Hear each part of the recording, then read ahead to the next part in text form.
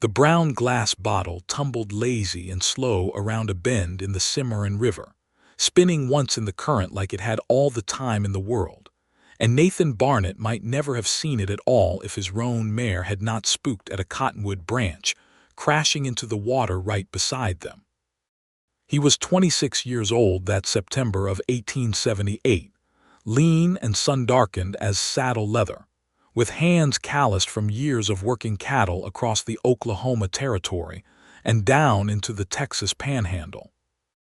He had been pushing 300 head of longhorns north for a rancher named Caldwell, a job that paid honest wages and asked no uncomfortable questions, which was exactly the kind of work Nathan preferred.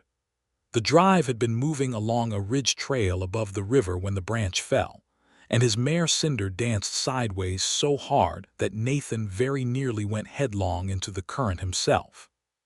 He steadied her with a quiet voice and a firm hand, and that was when he caught the glint of the bottle below, catching the late afternoon light like a winking eye. Something about it stopped him. He had seen bottles in rivers before.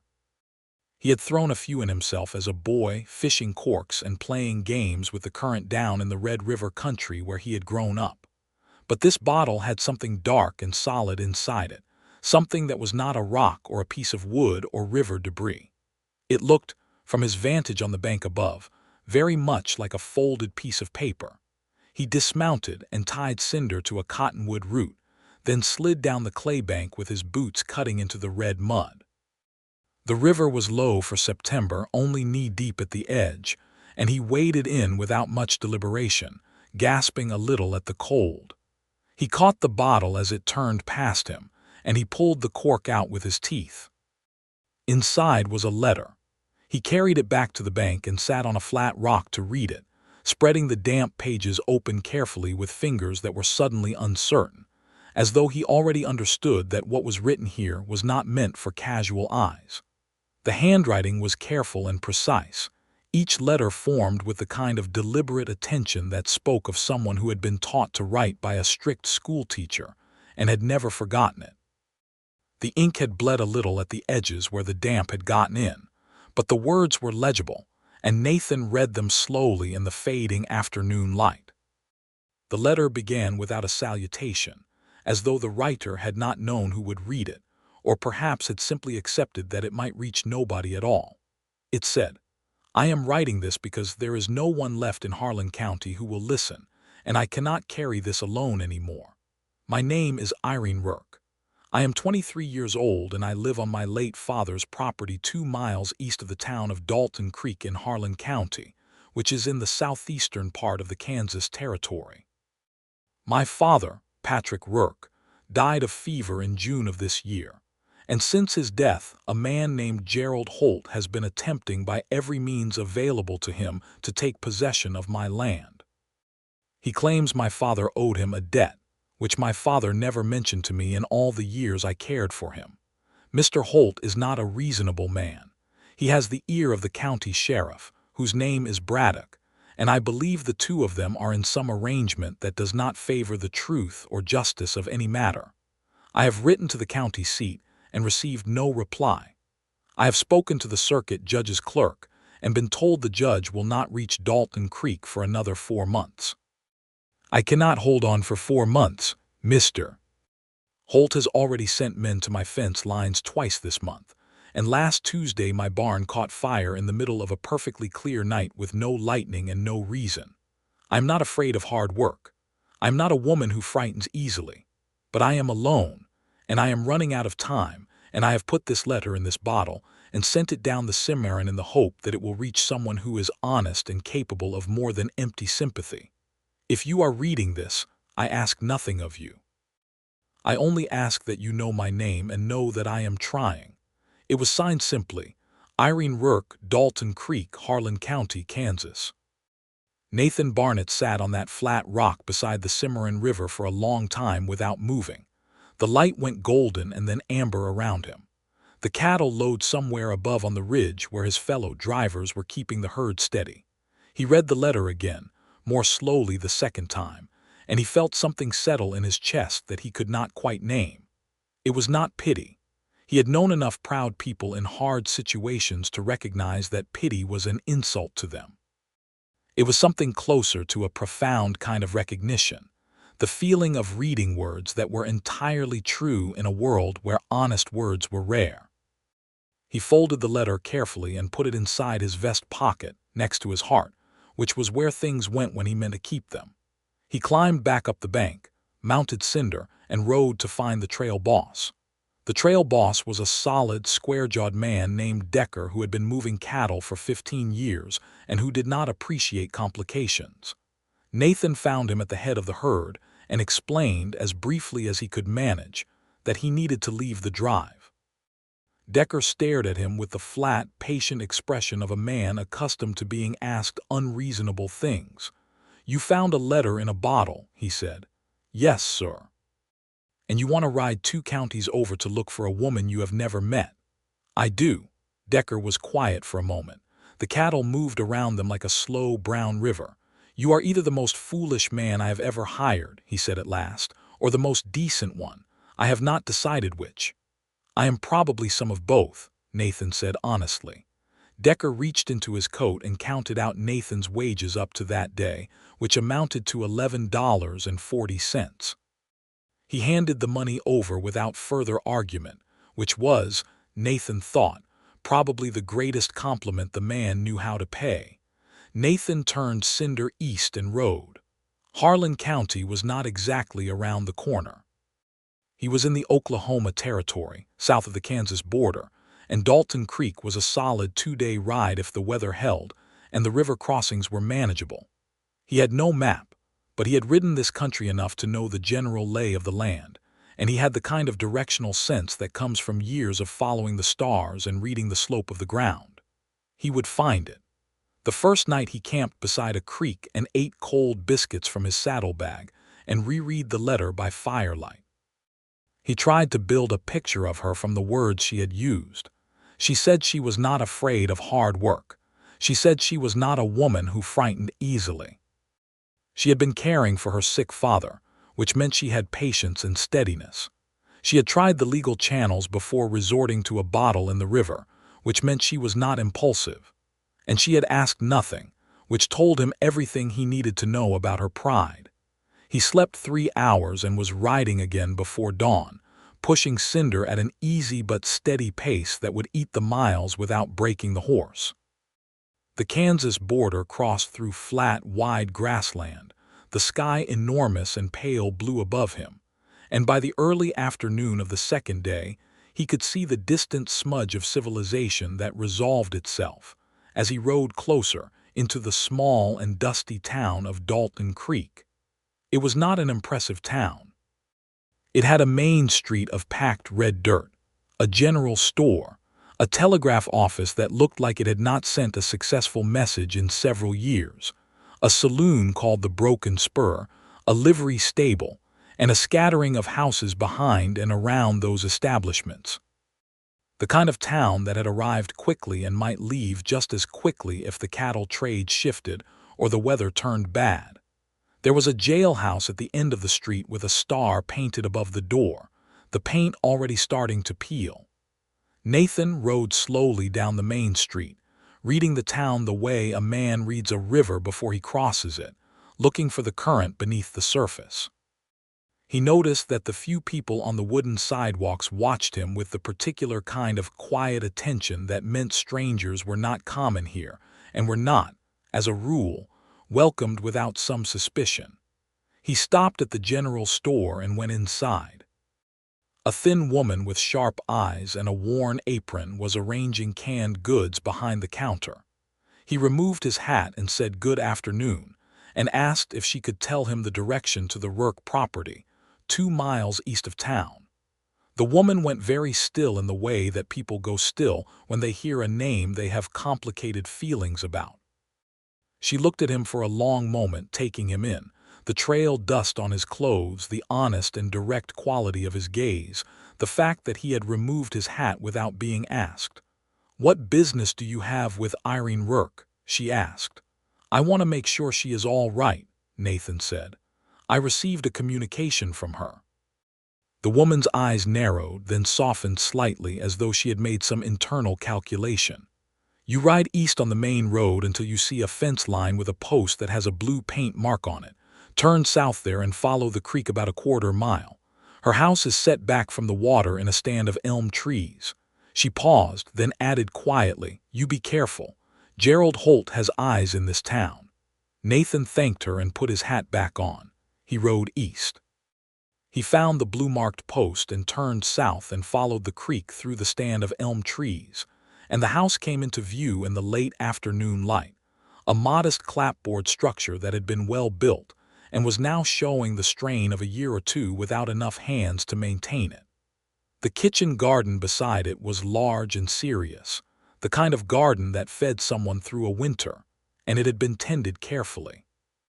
There was a new-looking fence around one section of the yard, the raw wood pale against the older weathered posts, and Nathan understood that this was probably where one of Holt's men had torn the previous fence down. There was also a woman in the yard, and Nathan Barnett had the singular and peculiar experience of seeing Irene Rourke for the first time, and understanding immediately that she was exactly who her letter had told him she would be. She was medium height with dark auburn hair, pulled back severely from a face that was fine-boned and striking rather than conventionally pretty, the kind of face that became more interesting the longer you looked at it. She was wearing a practical dark skirt and a white blouse with the sleeves rolled to her elbows, and she was driving fence posts into the ground with a mallet that looked almost too large for her, swinging it with a focused, economical force that spoke of practice and determination. She did not notice him until Cinder's hooves crossed the creek, and then she turned and looked at him with gray eyes that were sharp and unafraid and absolutely prepared for trouble. She had a rifle leaning against the fence post within arm's reach. Nathan noted this and was not surprised. He stopped at a respectful distance and kept his hands where she could see them. "Good afternoon," he said. "I am looking for Irene Rourke." "You found her," she said, without warmth or welcome because she had not yet decided what he was. "State your business." Nathan reached into his vest pocket and withdrew the letter, still folded. He held it out toward her. "I found this in the Cimarron River about 60 miles south of here 2 days ago. I read it. I thought I should come." Irene Rourke stared at the letter in his hand. She did not move for a full 5 seconds. And in those 5 seconds Nathan watched something remarkable happen in her expression. The armor did not drop exactly, but it shifted just slightly, like a door that has been bolted from the inside being unbolted but not yet opened. She walked to him and took the letter, unfolded it, and looked at her own handwriting. Then she looked up at him with those gray eyes and said, "I sent that 3 weeks ago. I did not actually believe anyone would come." "I know," Nathan said. "You said as much in the letter. And yet you came anyway." "Yes." She studied him the way she had probably studied every stranger who had ever ridden onto her land, with complete attention, missing nothing, making up her mind. "You said you read it," she said. "Then you know my situation." "I do." "And you came 2 days' ride to do what exactly?" "I said in the letter I was asking nothing." "You said you were asking nothing because you did not expect anyone to come," Nathan said. "That is different from not needing anything." She was quiet for a moment. The late sun was in her hair, turning the auburn to something closer to copper, and Nathan noticed this and told himself firmly that it was not the time for that kind of noticing. "What is your name?" she asked. "Nathan Barnett." "I was trailed driving up from the territory. I left the drive to come here." "You left paid work to ride to a stranger's land." "I did." She looked at the letter again, then at him. Then she picked up the mallet and drove the fence post she had been working on one more solid time into the ground, as though she needed a moment to think without appearing to think. "I have got water and cold biscuits," she said finally, not quite warmly but not at all coldly. "Come inside and tell me what you think you can do." It was not, Nathan thought, as invitations went, particularly romantic. But it was practical and it was honest. And those were qualities he had already learned to associate with Irene Rourke, and he found them considerably more appealing than warmth would have been from a stranger. He tied Cinder at the post and went inside. The house was small and clean, and had the particular quality of a home that was managed entirely by one person who refused to let it slip despite everything. The kitchen smelled of wood smoke and dried herbs. There was a bookshelf with actual books on it, which Nathan noticed with some surprise and more appreciation. There was a photograph on the mantelpiece of a broad-shouldered man with a girl of perhaps 10 on his knee, both of them serious in the way that people were serious in photographs because keeping still was such effort. "Your father?" Nathan asked. "Patrick Rourke," she said, pouring water from a pitcher into 2 cups. "He died in June. I had been caring for him for almost 2 years by then. The fever took him in 4 days at the end. He was a good man and a fair one, and he left me everything he had, which was this land and this house, and about $40 in coin hidden under the floorboard in the bedroom." She said this without self-pity, as a statement of fact, because it was one. "He also left me a deed, which is clear and legal and has been registered at the county seat since 1871. Gerald Holt claims my father signed over part of the eastern pasture as security against a loan. I have never seen such a document, and I do not believe it exists, because my father would sooner have cut off his own hand than sign his land away to a man like Holt." Nathan sat down at the kitchen table. "What kind of man is Holt?" "The kind who arrived here 4 years ago with money he never quite explained, bought up the 2 largest properties in the county, and has been systematically making life uncomfortable for everyone in between." She sat across from him with the directness of someone who had long ago decided that there was no time to waste on social pretense. "He wants my land because the eastern pasture has the best water access in this part of the county.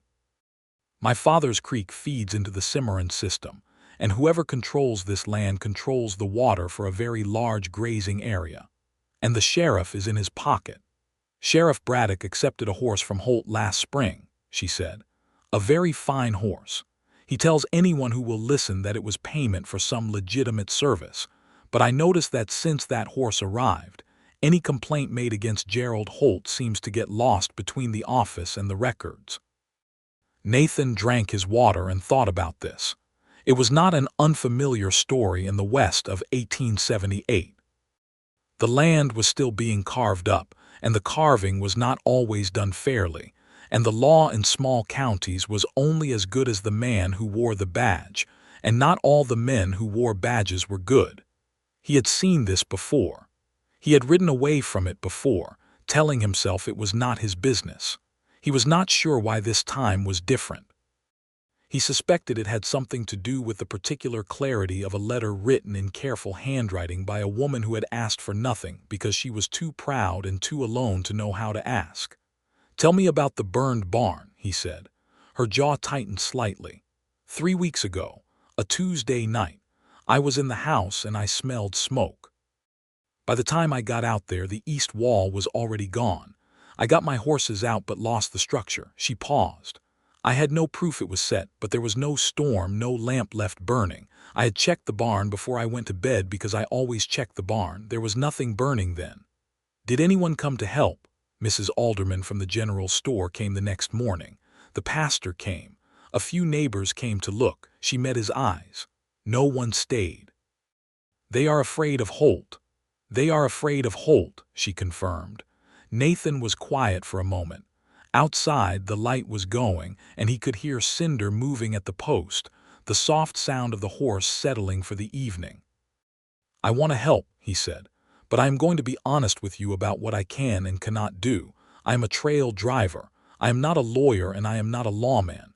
I cannot fix your legal situation directly, but I can stay on this property, and I can make it considerably less easy for anyone to come onto it uninvited, and I can ride to the county seat with you and make sure someone hears your case." Irene Rourke looked at him for a long time. "Why would you do that?" she asked. "You do not know me." "I feel as though I do somewhat," Nathan said, and he touched his vest pocket where the letter had been. "You wrote honestly. I read it honestly. That is a beginning." Something shifted in her expression again, that same slight unlocking, and he thought she might say something warm or something surprised. Instead, she straightened and said, I have got a hay pile in the remnant of the barn that would serve as a bed well enough. You are welcome to it if your intentions are as you say."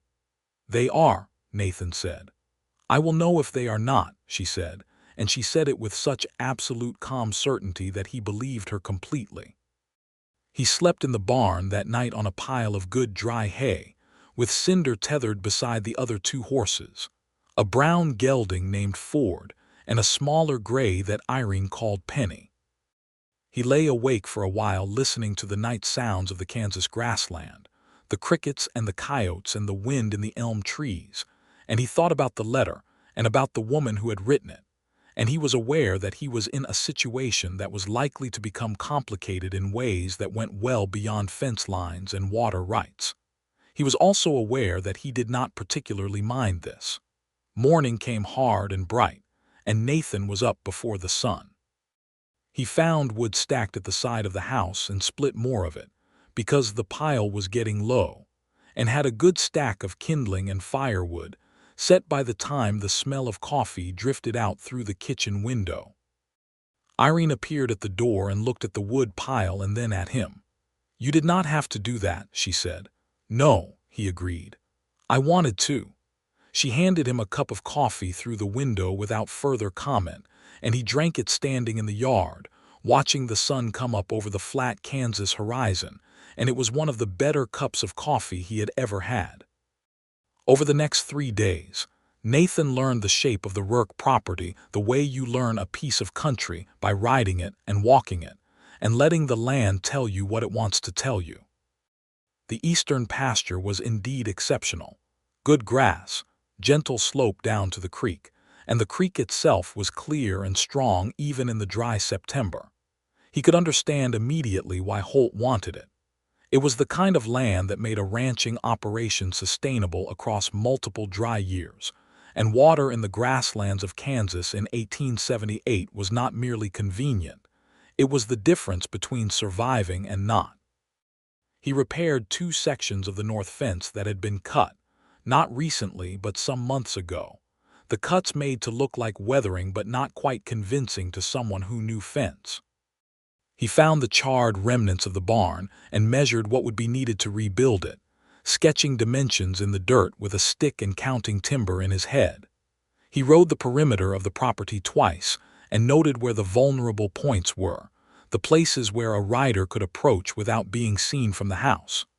On the 4th evening, he and Irene sat on the porch as the sun went down, each of them with a cup of coffee, and she asked him to tell her about himself. He was not a man who talked about himself easily. He had grown up in the Red River country of Texas, one of 5 children, his father a small cattle rancher who worked hard and made enough, but never more than enough. He had started trail driving at 17 and had been doing it since, learning the land and the cattle and the particular rhythms of a life lived largely out of doors and largely alone. He had not married. He had come close once, a few years back, a girl in Amarillo whose father had decided Nathan's prospects were insufficient, and he had not argued the point because he had suspected the father was probably right. "Why did you not try harder to change his mind?" Irene asked. She was watching him with that direct, considering gaze. "Because I did not love her enough to fight for her," Nathan said honestly, "and she did not love me enough to fight for herself, so it was the right ending, even if it did not feel that way at the time." Irene considered this. "That is a very rational way to describe heartbreak. I have had a few years to put it in order." She smiled at that, just briefly, the first real smile he had seen from her, and it changed her whole face in a way that made his chest do something inconvenient. "I have not had much time to think about any of that," she said, looking out at the darkening pasture. "After my mother died when I was 16, it was just my father and me. He was a good man, but he needed managing. His health was never strong, and there was always the land to keep up, and so I managed him and the land, and I did not spend a great deal of time thinking about anything else." A pause. "There was a man in town 2 years ago who seemed to have intentions, a banker's assistant named Carroll. He came to call 3 times. What happened? He tried to tell me that the south pasture was being underused, and that I should let Holt graze on it for a percentage fee. He was working for Holt. Yes, she said, without heat or surprise, because she had long since finished being surprised about it. Yes, he was. They sat in comfortable silence for a while, which Nathan thought was a significant thing. Comfortable silences with people you had known less than a week were not common. They suggested something about the quality of the connection. He said carefully, "I have been thinking about what to do about Holt and Braddock. The circuit judge is 4 months out, you said. But the state attorney's office in Topeka can override county officials if there is sufficient evidence of corruption. Do you have the deed to this land? In the house, under the floorboards. With my father's papers. And your father's papers, do they include any record of transactions, any account books, anything that would show no loan was ever taken from Holt?" She looked at him with something that might have been hope carefully contained. He kept a ledger book, all of his accounts going back to 1868. That ledger could be useful in Topeka. Topeka is 3 days' ride. I know. I cannot leave the property for 3 days. If I am gone that long, Holt will move on it. Nathan thought about this. Then we ride together, and we come back fast. Is there anyone in town you trust enough to watch the property for 4 days? Irene thought for a long moment. Mrs. Alderman, she said finally. She is not fond of Holt, and she is braver than most people in this town give her credit for. Talk to her tomorrow, Nathan said. I will ride to the county seat the day after and find out what I can about legal channels while you are here. Then we plan from there. She looked at him with an expression he could not quite read. You have given this considerable thought, she said. I have given you considerable thought, he said, and then heard how that sounded and added, perhaps too quickly, I mean your situation. I have been thinking about how to help. I know what you meant, Irene said, and her voice was very quiet, and he could not tell from her tone whether she was correcting him or agreeing with the fuller meaning. The next day brought trouble before any plans could be made. Nathan was at the north fence when he heard the sound of horses approaching from the direction of town, more than one horse, moving at the unhurried pace of men who are confident in their authority. He kept working on the fence and watched from under the brim of his hat as 3 riders came through the gap in the elm trees and into the yard. 2 of them were hired men, the kind that could be found in any saloon in any small western town, capable and sullen. The third was a man Nathan had not seen before but recognized immediately from Irene's description. Gerald Holt was perhaps 50 years old, heavy through the chest and shoulders, well dressed in the way of someone who wanted to be taken for a gentleman, with pale blue eyes that had the flat, evaluating quality of a man who saw everything and felt nothing in particular about any of it. Behind Holt, hanging back at the edge of the yard, was a 4th rider in a sheriff's badge. Braddock. A lean, weathered man who looked uncomfortable, which Nathan found mildly encouraging. Uncomfortable men were sometimes accessible to reason in ways that complacent ones were not. Nathan set down his fence tools and walked toward the group at a measured, unhurried pace. Irene had come out onto the porch and was standing with her arms at her sides, her expression giving nothing away. "Good morning, Miss Rourke," Holt said, addressing her with an elaborate courtesy that Nathan recognized as the particular rudeness of powerful men toward women they had decided not to respect. "I see you have acquired some hired help." "Good morning, Mr. Holt," Irene said. Nathan stopped at a reasonable distance from the riders and looked up at Holt calmly. "Something I can help you gentlemen with." Holt looked down at him with the mild interest one gives to a piece of furniture in an unexpected location. "Who are you?" "Nathan Barnett. I'm helping Miss Rourke with some fence repairs." "I was not talking to you," Holt said, and returned his attention to Irene. "I have come to inform you, Miss Rourke, that I intend to file a formal claim on the eastern pasture at the county seat by the end of this month.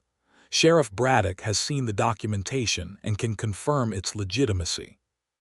Braddock, still at the edge of the yard, said nothing. He was looking at his horse's ears. "There is no legitimate documentation," Irene said, with the calm of someone who has said a true thing many times and will say it many more.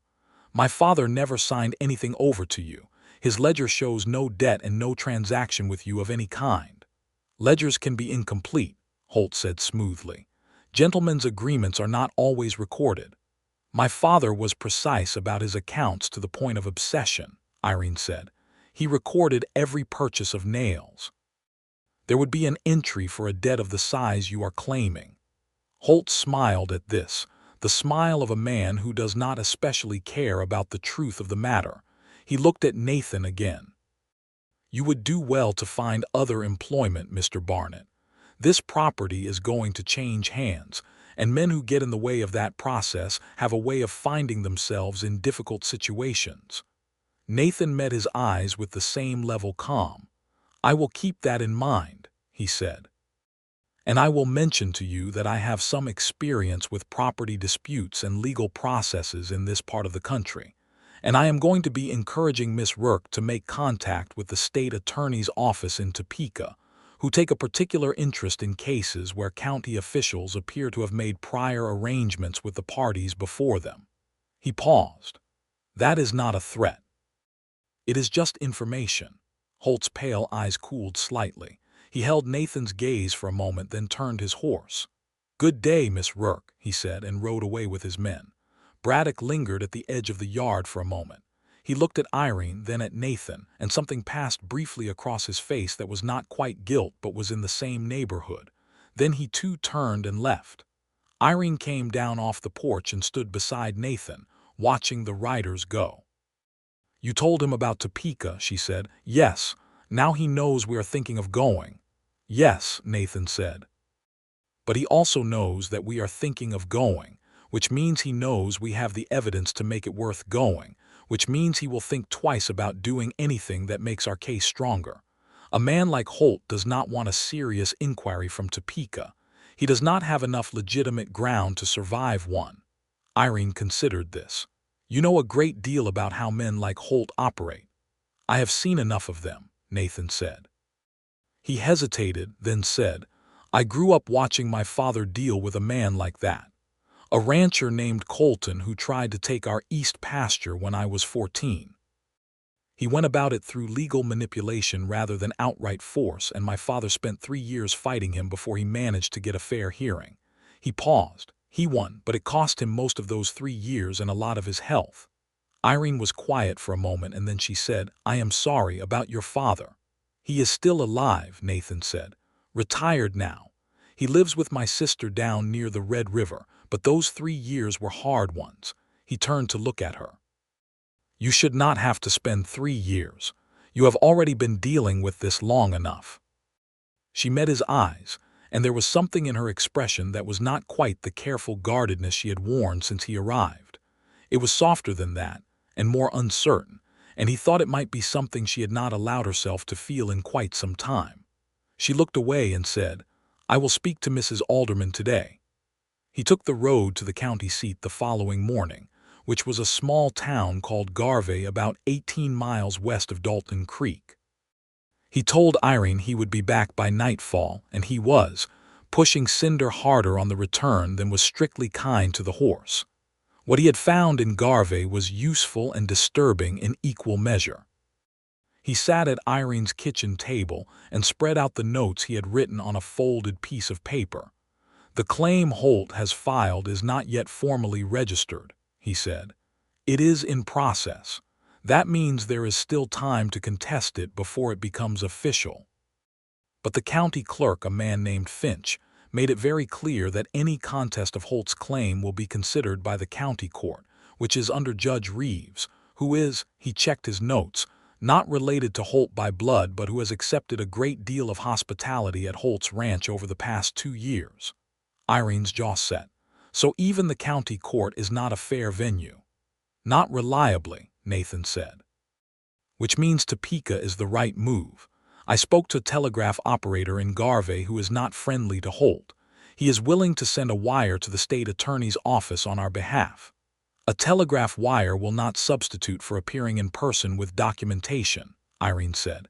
She had clearly been thinking while he was gone. No, Nathan agreed. But it will get our name and situation into their records before Holt can file anything that closes the door. It is a first step. The second step is riding to Topeka. Irene spread her hands flat on the table and looked at them, a gesture he had come to recognize as her way of thinking through something very hard while keeping herself outwardly still. "Mrs. Alderman will stay," she said. "She agreed today. She has a nephew who will come with her, a young man of about 20 who is handy with a rifle and has no love for Holt because Holt's men drove his father's sheep off the southern range 2 years ago." "Good," Nathan said. "If we ride to Topeka, we can be there in 3 days if we push." "I think 2.5 if we leave before dawn," Nathan said. "The terrain north of here is good riding ground." Irene looked at him across the table. The lamp was between them, casting a warm light on both their faces, and Nathan was very aware of the smallness of the room and the intimacy of the situation. Two people bent over a plan in a pool of lamplight while the Kansas night pressed against the windows. "Nathan," she said, and it was the first time she had used his given name without any title or distance attached to it, and he felt it the way you feel a hand on your shoulder in a dark room. "Yes," he said. "I want you to know that I understand this is a great deal to ask of a stranger. I did not ask it specifically. I asked nothing. But you came and you have stayed and you are planning to ride to Topeka, and I think," she started again. "I think you are a good man, and I do not say that lightly because I have met a great many men who were not, and I have learned to be careful about the ones who appear to be." Nathan was quiet for a moment. "I have not done anything yet that amounts to much," he said. "Talk is easy." "No," she said, "talk is not easy, not for everyone. My father could not talk about what frightened him. He kept everything inside until it ate him." She looked at him steadily. "You say exactly what you mean. That is not nothing." He held her gaze and felt that sense of recognition again, deeper than before, the feeling of finding something you had not known you were looking for. "I intend to see this through," he said quietly. "Whatever is required." She nodded once, and the nod had a weight to it that was different from mere acknowledgement. They left 3 mornings later, before the sun was properly up, Irene with her father's ledger wrapped in oilcloth and tucked in her saddlebag, the deed to the property sewn into the lining of her riding coat where no one could take it without taking the coat. Mrs. Alderman had arrived the evening before with her nephew Thomas, a sturdy young man with a quiet disposition, and eyes that watched the horizon the way people's eyes do when they have learned to expect trouble. The ride north through the Kansas grassland was, despite everything, one of the more quietly beautiful experiences Nathan could remember. The September weather had turned generous, warm days with high blue skies and cool nights, and the prairie in that season had a particular quality of light, golden and horizontal, that made even ordinary things look considered. The grass rolled in waves under the wind, and the birds rose and fell in long sweeping arcs, and there was a quality of space to the landscape that Nathan had always loved, the sense of the world being larger than any one person's trouble. Irene rode well. He had known she would from the way she had moved around the horses in the barn, the easy authority of someone who had been on horseback since childhood. She rode with a straight back and a loose hand on the reins, and she did not complain about the pace or the dust, or the fact that the first night's camp was on open ground with no shelter but their bedrolls and the sky. They talked while they rode, because there is nothing like a long day's ride for making conversation natural. She told him about growing up on the Rourke property, her father teaching her to read brands and set fence and read weather in the clouds, her mother teaching her to keep house accounts and sew and preserve food for winter, and how she had felt after her mother died that she was carrying 2 people's worth of knowledge in one person's body. "Did you ever want to leave?" Nathan asked. "When I was 17, she said, I thought about going to Wichita. There was a school there that was training women as teachers. I was a good student. Why did you not go?" "My father's first episode of illness came that same winter. He recovered from that one, but I could see what it was going to be. I could not leave him." Nathan rode beside her in the morning light and thought about what that meant. A 17-year-old girl choosing to stay and care for her father instead of pursuing her own life, and doing it not with resentment but with the clear-eyed practicality that was apparently simply her nature. He thought it was one of the most quietly remarkable things he had ever heard described. "You were not angry?" he asked. She considered the question seriously. "Sometimes," she said. "Late at night when I was very tired, I was sometimes angry. But my father had not asked me to stay. I chose it. And a choice you make freely is yours to own, both the burden of it and whatever good comes from it." She glanced at him. "I think that is true." "I think so too," Nathan said. They reached the outskirts of Topeka on the afternoon of the third day, saddle-sore and dusty and quieter than they had been on the trail, the city pressing in around them with its noise and its commerce and its self-important busyness. Topeka in 1878 was a real city, not a frontier town, with brick buildings and telegraph lines and a railroad depot and the accumulated confidence of a state capital. It felt enormous after Dalton Creek. Nathan had asked directions along the route and found the state attorney's office without too much difficulty. It was in a solid brick building 2 blocks from the Capitol, and the man who received them, a lawyer named Aldous Harwick, was middle-aged and methodical and entirely willing to listen. He listened for 2 hours. He examined the ledger. He examined the deed. He asked questions about Braddock and about the county court's relationship with Holt, and he wrote everything down with the focused attention of a man who is building something on paper that he intends to be solid. At the end, he said, "The pattern you are describing, the collusion between the county sheriff and a private land claimant, the fire of suspicious origin, the intimidation, this is not an isolated complaint. We have received 2 other communications from Harlan County in the past year regarding Gerald Holt." He looked at Irene directly. "Your ledger and your deed are strong documentation. I am going to assign an investigator to Harlan County, and I am going to send a formal notice to the county clerk in Garvey that any further processing of Holt's claim against the Rourke property is suspended pending a state review." Irene sat very still in her chair. "How long will the review take?" "The investigator will go within 2 weeks. The review itself, if the documentation holds as it appears it will, should result in a finding within 60 days. And in the meantime, the claim is suspended. Holt cannot legally proceed, and Sheriff Braddock, once he receives notice of the investigation, will find it considerably in his interest to behave himself." Irene looked at Nathan. He looked back at her. He saw in her face the careful, controlled face of someone who is trying very hard not to show how much they have needed this moment, how long they have been carrying the weight of it, how close they had been to the edge of what one person can hold alone. He reached across the space between them and covered her hand briefly with his own, just for a moment, just enough. She turned her hand under his and pressed back, and then they both looked at Harwick, who was tactfully reviewing his notes. They spent one night in Topeka, at a respectable boarding house near the center of town, and rode back to Dalton Creek the following morning. The ride back was different from the ride out in ways Nathan was still working out how to describe to himself. Something had shifted between them in Harwick's office, that brief joining of hands, and now the landscape they moved through felt different, the space between them charged with something that had not quite been there before. They were still practical with each other. They still talked about the case and about what to expect when they returned.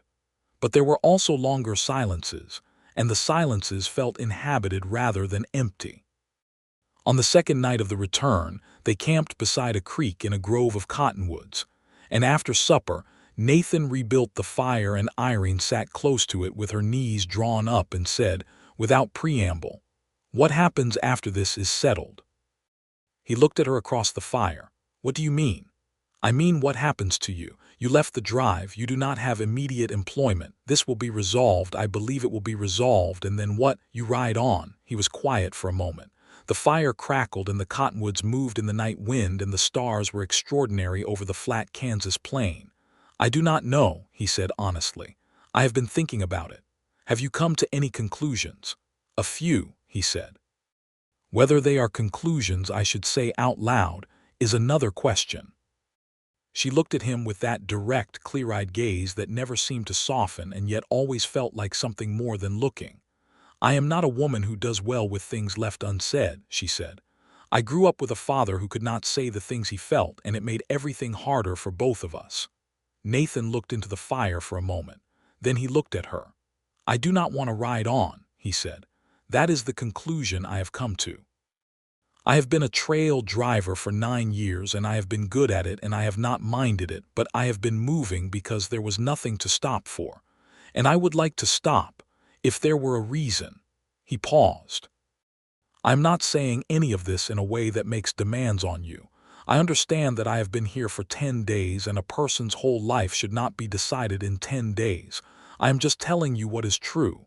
Irene was very still. 9 days, she said. I am sorry. You have been here 9 days, not 10. He smiled at that, a slow and somewhat helpless smile, because it was so perfectly her, correcting the detail in the middle of the larger thing, insisting on precision even in the middle of something imprecise. 9 days, he said. She was quiet for a long moment, looking at the fire. Then she said quietly, when my mother died, I stopped letting myself want things I did not think I could have. It seemed like the practical approach, a pause. It was also, I think, the lonelier approach. Yes, Nathan said. I do not know what to do with you, she said, and there was something in her voice that was almost startled, as though she was discovering this as she said it. You are not what I expected. I did not expect anyone at all, and you are not like anyone I have known. You are not like anyone I have known either, Nathan said. She looked up at him. Firelight was in her eyes, making them warmer than gray, almost amber, and he thought again that her face was one of those faces that became more the longer you looked at it, deepening into something you could not have predicted from the first glance. I am not going to tell you tonight, she said, what I am thinking, because I need to think it more clearly before I say it, but I want you to know that I am thinking it. All right, Nathan said. That is enough for tonight, she said. That is plenty, he agreed. They rode back into Dalton Creek on the afternoon of the 4th day to find Thomas Alderman at the edge of the road, with an expression on his face that combined relief and suppressed agitation in about equal measure. Holt had come 2 days after they left. He had not come with violence. He had come with 3 men and a wagon, and the stated intention of removing some items from the eastern pasture that he claimed belonged to him, specifically 2 water troughs that Patrick Rourke had installed in 1873. Mrs. Alderman had met him at the property line with a shotgun and Thomas at her shoulder, and the deed to the property folded in her apron pocket, and she had informed Holt that nothing on this property belonged to him, and that she had the documentation to prove it, and that she was additionally prepared to personally write to the governor of Kansas if any man set foot across that line. Holt had looked at the shotgun and at Mrs. Alderman's expression and had apparently decided that the troughs were not worth it on that particular day. Nathan listened to this and felt a deep and genuine affection for Mrs. Alderman. Irene heard it and went straight to Mrs. Alderman and took both the older woman's hands in hers and said simply, "Thank you." Just those 2 words, but she said them with everything she had, and Mrs. Alderman, who was not a sentimental woman by habit, went a little pink and said it was nothing, which they both knew was not even slightly true. The letter from the state attorney's office arrived in Dalton Creek 12 days later, addressed to the county clerk in Garvey and copied to Sheriff Braddock by name. Nathan was present when the copy reached Braddock, delivered by a rider from the county seat. He watched Braddock read it from across the main street of Dalton Creek, and he watched the man's face go through several complicated expressions before settling into the particular look of someone who has reassessed their situation and found the reassessment uncomfortable. Braddock rode to Holt's ranch that afternoon. Nathan did not know what was said between them.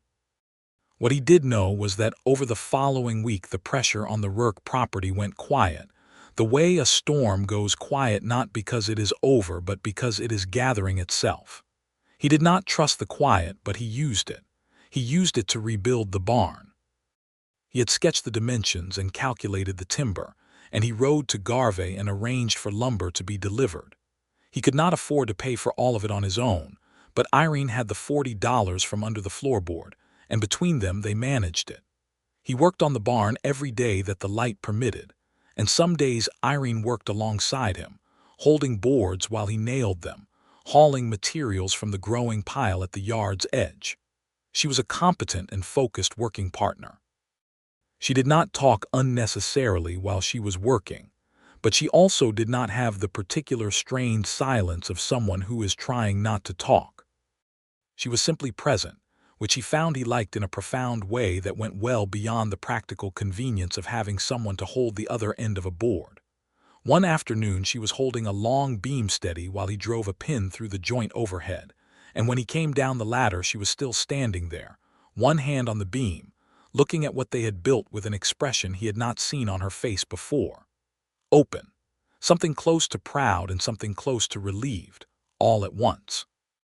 "It is going to be a good barn," he said. "It is going to be better than the first one," she said. She looked at him, and the directness of her gaze was exactly the same as always, but it was carrying something new in it now, something that had been building through all the days and all the conversations and all the shared labor. "Nathan." "Yes, I have been thinking clearly now," she said, "about what I said at the camp." His hands were still on the ladder. He did not move. "I want you to stay," she said, "not because of the property or the legal situation. Not because having someone here is convenient, although it is. Because you are the first person in a very long time who has made me feel like I am not carrying everything alone. And because when you talk to me, you say what you mean, and because when you read my letter you came, and because the barn we are building is going to be better than the first one." She stopped. Then, with the precise care of someone who insists on saying things exactly right, "I am asking you to stay. I am not asking you to stay because I need help. I am asking you because I want you here." Nathan came off the last rung of the ladder and stood in front of her in the half-framed barn, sawdust in his hair and sunlight coming through the open framework above them, and he said, "There is nothing I would rather do." She reached up and touched his jaw, just her fingertips, just briefly, the first time she had reached for him rather than simply allowing herself to be reached for. He put his hand over hers. "We should finish the barn," she said. "We should," he agreed, and neither of them moved for another moment. The state investigator arrived in Harlan County on a Thursday in early October. A methodical man named Fowler from the Attorney General's office who came quietly and did his work without announcing himself broadly, interviewing people in Garvey and in Dalton Creek, and apparently speaking at length with the telegraph operator who had sent their wire to Topeka. He rode out to the Rourke property one afternoon and spent 2 hours with Irene going through the ledger page by page, and Nathan sat nearby and let her handle it, because it was her property and her father's records and her case, and she knew every entry in that ledger better than she knew almost anything else. Fowler left without saying much, which Nathan understood was simply the nature of investigators, and they went back to waiting. The barn was finished by the middle of October, and it was indeed a better barn than the one that had burned. It was tight and solid with good ventilation under the eaves and a proper loft for the hay, and when they put the horses in for the first night, Nathan watched Irene stand in the doorway looking at Ford and Penny in their stalls and Cinder beside them, and her expression was not complicated at all. It was simply peaceful, and that was something. The report from the Attorney General's office came in the first week of November, delivered to the county clerk in Garvey and simultaneously to the Topeka newspapers, which meant it was effectively public within days. Gerald Holt's claim against the Rourke Eastern pasture was found to be based on a document that bore Patrick Rourke's signature in a form inconsistent with other examples of that signature in Rourke's own hand, and which referenced a transaction that appeared nowhere in Rourke's meticulous account ledger. The claim was dismissed. The investigation further found sufficient cause to recommend a formal review of Sheriff Braddock's conduct of office in relation to property disputes in Harlan County, which recommendation was forwarded to the appropriate state authority. Braddock resigned the following week. He left Dalton Creek quietly, and Nathan, when he heard this, felt no particular triumph about it, only the dull satisfaction of a thing that should have happened sooner finally happening. As for Gerald Holt, the investigation did not result in criminal charges, which was a frustration. The fraud regarding the Rourke claim could not be proven beyond the reasonable doubt required for criminal prosecution, only for the civil dismissal they had achieved. Holt remained in Harlan County, still wealthy, still large in his own estimation, though considerably diminished in the practical influence he had exercised. 2 other families came forward in the weeks after the report with their own complaints against Holt, and Fowler, still in the county, added these to his records.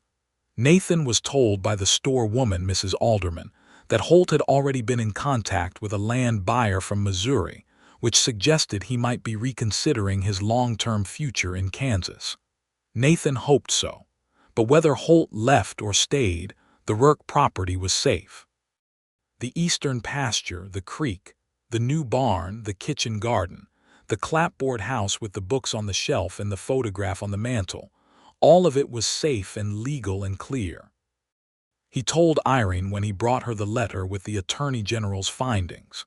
She read it standing at the kitchen table, all the way through, and then she set it down with great care and put her hands flat on the table as he had seen her do when she was working through something difficult, except that this time what she was working through was not difficult at all. It was the opposite of difficult. She turned to him and he held out his arms and she walked into them without a word, and he held her while she was quiet against his chest, and it was a long while before either of them said anything at all. He said finally into her hair, "It is over." "Yes," she said, "your land is yours." "My land is mine," she said, and her voice was thick with something she was not trying to hide. "My father's land, my land." He held her and the kitchen was warm around them, and outside the November wind was moving across the flat Kansas plain, and Nathan Barnett thought that he had made many decisions in his 26 years, some of them good and some of them questionable, and that riding east after a bottle in the Cimarron River was unquestionably the best one he had ever made. There were things to settle after the settlement of things. Nathan wrote to Caldwell, the rancher he had left the drive for, explaining his situation as honestly as he could. He did not ask for his job back, because he had by that point no intention of going back to driving cattle as a way of life. He wrote to let Caldwell know where the $11.40 in wages had taken him, because he felt the man deserved to know his money had been well spent. Caldwell wrote back 2 weeks later with a letter that was a quarter surprise and 3/4 something that read like reluctant admiration, and wished him luck. Nathan also wrote to his sister down near the Red River, because she worried when she did not hear from him, and because he wanted to tell her, carefully and honestly, that something had changed. His sister, Clara, was 31 and had always been the most perceptive person in the family, and her response letter arrived in December and said, among other things, "You sound different. You sound like you are standing on the ground instead of moving across it. I cannot wait to meet her." He read this letter to Irene on the porch one evening and she laughed, which was a sound he had been collecting since the first time she had produced it, storing them up the way you store things that are genuinely scarce and therefore valuable. "Your sister sounds like someone I would like," she said. "She is," Nathan said. "She is one of the best people I know." "You speak of your family with genuine warmth," Irene said. "I like that about you." He looked at her in the December cold, her breath clouding slightly in the air between them, her cheeks pink from the chill and her gray eyes direct as always. "I like a great deal about you," he said. "I know," she said. "I like a great deal about you also." He reached into his coat pocket and brought out a small object, something he had carried there for 3 weeks since riding into Garve for timber, and stopping at the jeweler's that he had not entirely admitted to himself he was going to stop at until he was standing inside it. It was a ring. Simple and well made, yellow gold with a small clear stone that the jeweler had told him was a topaz, which was the nearest he had to what the man called a proper stone. Nathan had looked at it for a long time and thought that it was a ring that said, "I thought carefully about this, and I mean it without being extravagant about it." And he had thought that was exactly the kind of ring that Irene Rourke would understand and appreciate. He held it out to her without a great speech, because he had learned over 3 months that she preferred honest and direct to elaborate, and he said, "I know that it has only been a few months. I know that you are a woman who thinks carefully about everything, and I am not asking you to answer right now, but I want you to know what I am asking." Irene looked at the ring in his hand. She did not take it yet. She looked at it for a long moment, and then she looked at him, and the expression on her face was the most open he had ever seen it. All the careful layers that had accumulated in years of managing alone and expecting nothing, quietly set aside.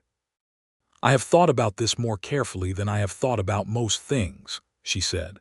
"Since the camp on the way back from Topeka, actually. You told me you did not want to ride on if there were a reason to stay." "I did say that.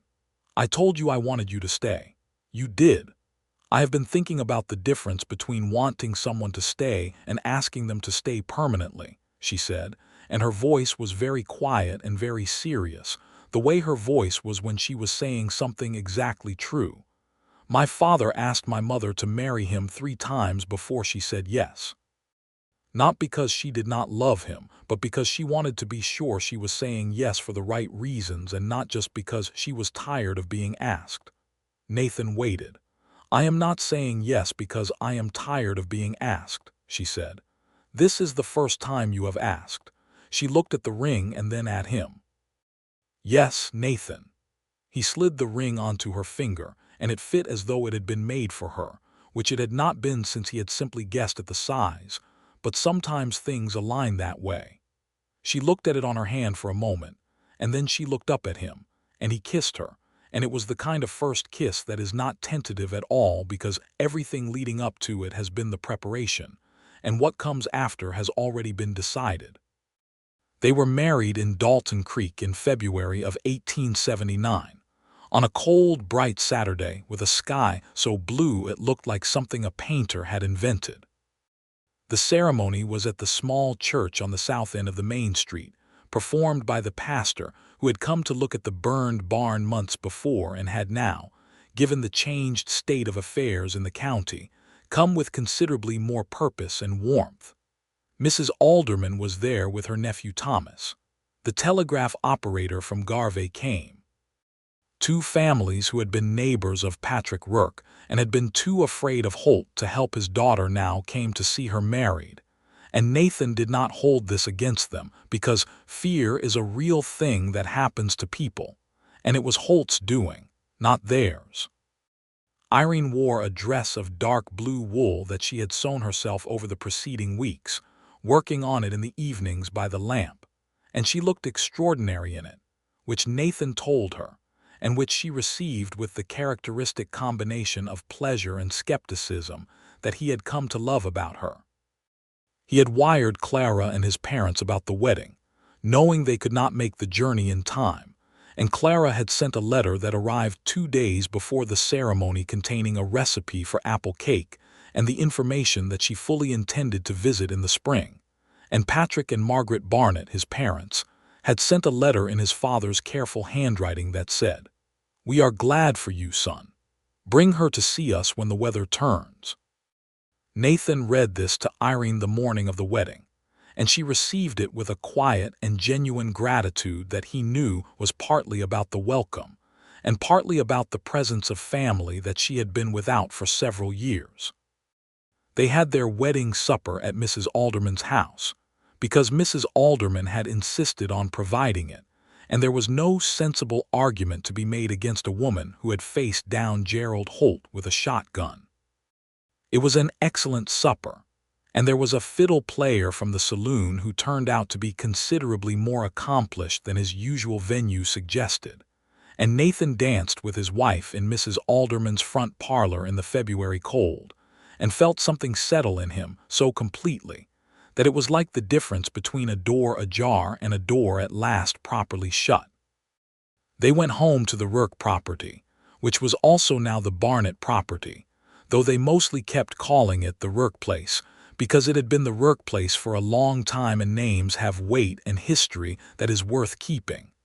The spring came early to Harlan County that year. Nathan had taken on work helping a neighboring rancher through the winter, lending his cattle experience in exchange for wages that went toward the property's needs, and by March he and Irene had established a small herd of their own, 8 cattle purchased at fair price from the neighboring rancher who was trimming his numbers. It was a beginning. Not much of one, but Nathan had learned from his father that the difference between a going concern and a failing one was not usually the dramatic gesture, but the accumulation of many small correct decisions over time. Irene still kept her kitchen garden and ran the household accounts with the same fierce precision that had made her father's ledger such a useful piece of evidence. She was also teaching herself, from a book she had ordered from a publisher in Wichita, the principles of soil management and crop rotation, because she had decided that the southern section of the property, which had been fallow since her father's health declined, could be put to productive use if managed correctly. Nathan read the book alongside her in the evenings, and they argued pleasantly about drainage and crop selection, and he found these arguments among the better conversations he had ever had. Clara Barnett arrived in May, as promised, driving herself from the Red River country in a wagon with cheerful competence, and she and Irene met in the yard of the Rourke place on a bright May morning and assessed each other with mutual attention and arrived at mutual approval within approximately 15 minutes, which Nathan had expected but was still gratified by. Clara stayed 2 weeks. She was a warm, voluble, forthright woman who was in almost every surface way different from Irene, and yet who clearly shared with her a fundamental quality of honesty and directness that made them natural companions. They talked constantly. Nathan sometimes came in from the barn to find them deep in conversation at the kitchen table, the coffee going cold beside them, and he would make fresh coffee and rejoin them, and find himself in discussions ranging from the management of difficult men in positions of authority to the best method for preserving tomatoes. And he was happy in a way that was not one dramatic feeling, but the accumulated warmth of many good small moments. Clara on her last night sat on the porch with Nathan after Irene had gone inside and said, "She is remarkable. She is the most self-possessed person I have met in a long time." "Yes," Nathan said. "She is also very in love with you, even though she would describe it using entirely different and more practical words."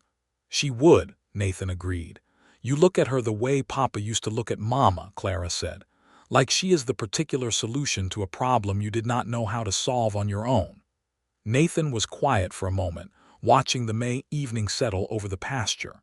"She is," he said, and he meant it in every possible sense. The summer of 1879 was a good one, by the standards of Kansas summers. The garden produced abundantly, the small herd thrived, and the legal situation remained resolved, Holt having sold both his Harlan County properties to an outside buyer by June and departed for somewhere west, Colorado Territory, people said, though nobody seemed to know for certain and nobody seemed to feel the loss. A new sheriff was appointed, a man named Cooper who was methodical and fair, and who had the considerable advantage of not owning any of Gerald Holt's horses. It was in late August of that summer that Irene told Nathan she was going to have a child. She told him in the kitchen in the morning before the day had properly started, sitting at the table with her hands around a cup of tea and her expression doing that thing it always did when she was saying something exactly true and was not going to dress it up. Nathan set down the cup he was holding with some care and looked at her. There was a very full moment. He said, "How are you feeling?" "Surprised," she said, which was honest since they had been married only 7 months. And well, mostly. A little tired in the mornings, she met his eyes, and glad. I did not expect to be glad quite so immediately, but I am. He came around the table and crouched beside her chair and took both her hands in his and said, I am glad too, very glad. She looked at him with those clear gray eyes and she said, I did not think I would have this. This was not in what I expected from my life. A lot of good things are not, Nathan said. No, she agreed, and she squeezed his hands with a firmness that was so characteristic of her that it almost made him laugh, even in the middle of a moment that was not remotely funny, because it was just so purely her. Their son was born in April of 1880. The birth was hard, the way first births frequently were, and the doctor from Garvey was there along with Mrs. Alderman, who was practical and unflappable, and who Nathan was increasingly convinced was one of the more essential people in the county. He waited in the kitchen through a night that seemed to last significantly longer than any night had a right to. And in the early gray April morning the doctor came and told him he had a son, and that Irene was exhausted but well. He went in and sat beside her, and she was indeed exhausted, pale against the pillow, but her eyes were open and clear, and the baby was in her arms, small and red-faced and entirely himself. He is very loud, she said, with a faint and wondering note in her voice. That is a good sign, apparently, Nathan said. It is, she agreed. She looked at the baby and then at Nathan. Patrick, she said. For my father. Patrick, Nathan said. Yes. Patrick Nathan Barnett was baptized at the Dalton Creek Church on a Sunday in May, with Mrs. Alderman and Thomas Alderman standing as witnesses and Clara driving up from the Red River country again, because she had not been going to miss this and had said so clearly in her letter. Patrick and Margaret Barnett, Nathan's parents, were now both too unwell for the journey, and this was a grief that Nathan carried quietly. But he wrote to them in detail about the baptism, and his mother wrote back a long and loving letter that he read to Irene by the lamp, and which made them both, in the particular way that good letters do, feel the presence of people who could not be there in person. Gerald Holt, as it turned out, did settle in the Colorado Territory and did not return to Kansas. Nathan heard this the following year from the Garvey telegraph operator, who had continued to keep his eye on the matter as a point of personal interest. It was not, Nathan thought, justice of a particularly satisfying kind, Holt still free and still presumably making himself rich at other people's expense somewhere. But the world was not always going to provide the justice that the situation demanded, and Patrick Rourke's land was safe, and Patrick Rourke's daughter was well, and Holt's absence from Harlan County was at least the justice that mattered most directly. The years after that settled into their rhythms. Irene's kitchen garden expanded into a proper market garden by 1882, selling surplus vegetables to the general store and to 2 other businesses in Dalton Creek, bringing in money that was not much individually, but that added up across a season to something real. Nathan expanded the cattle operation carefully and consistently, never more than the land and the water and his own labor could sustainably support, always with the long view that his father had taught him. By 1883, they had 40 head and a reputation for good beef in 3 surrounding counties. In 1882, a daughter arrived. They named her Margaret, for Nathan's mother, who had died that winter, and who had never made the trip north to see the Rourke place, but who had written her daughter-in-law a series of letters over 2 years that had meant more to Irene than she had been quite able to say. Margaret Barnett the elder had understood something about Patrick Rourke's daughter without ever meeting her, had addressed her letters to Irene with the kind of warmth that did not require established relationship to be genuine, and Irene had kept every one of them. Little Margaret was different from her brother in the way that siblings frequently are. Patrick at 3 was serious and deliberate, watching everything with the focused attention of his mother and the particular patience of his father. Margaret arrived into the world already apparently in conversation with it, her dark eyes quick and her opinions, forming themselves into words by the time she was 2, numerous and confident. Nathan watched his children and his wife and his land, and was aware every day of the distance between where he had been on the day. He pulled a brown glass bottle from the Cimarron River and where he was now.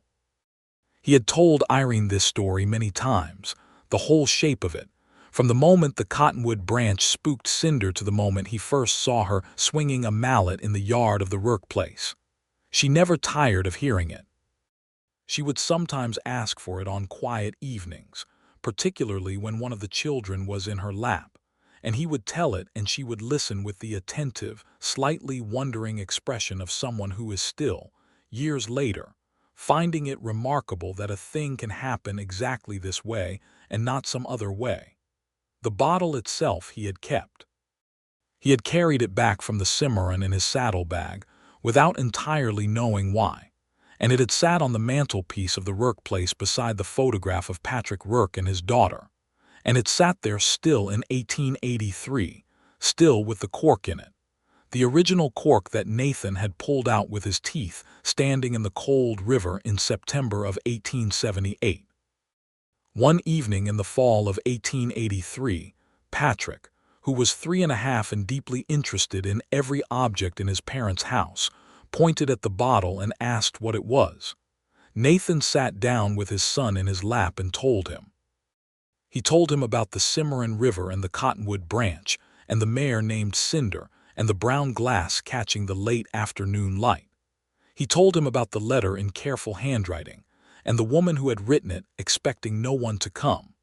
He told him about riding east across 2 counties, and finding a woman in a yard driving fence posts with a mallet and gray eyes that were entirely unafraid. Patrick listened with the serious attention of a child who is being told something real and knows it. "And then you married her," he said. "And then I married her," Nathan confirmed. "Was she scared?"